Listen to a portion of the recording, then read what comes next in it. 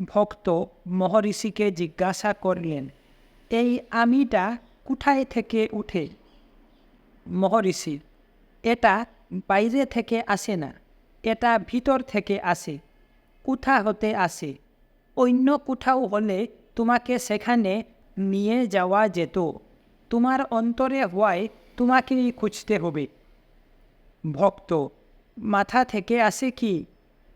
মহর্ষি, আমি চিন্তা হওয়ার পর মাথার ধারণা হয়, কিংবা আগে মাথার চিন্তা হওয়ার পর আমি চিন্তা হই।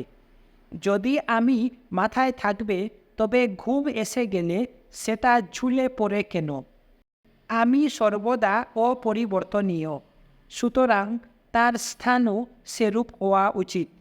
মাথা যদি এক সময়ে সোজা থাকে আর অন্য সময় ঝুঁকে যায়, তাহলে সেটা কি করে আমির স্থান হতে পারে?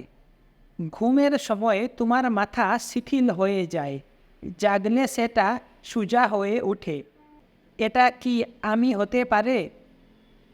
ভক্ত, তবে এটা কোনটা? মহর্ষি, আমি অন্তর থেকে আসি।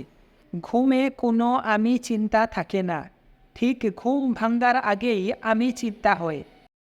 ভক্ত, হৃদয় গ্রন্থির স্থান বলা হয় ভ্রু মধ্যে।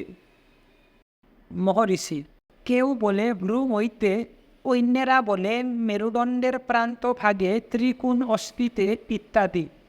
এসবই শরীরের পরিপ্রেক্ষিতে। আমি চিন্তার পর শরীর আসে।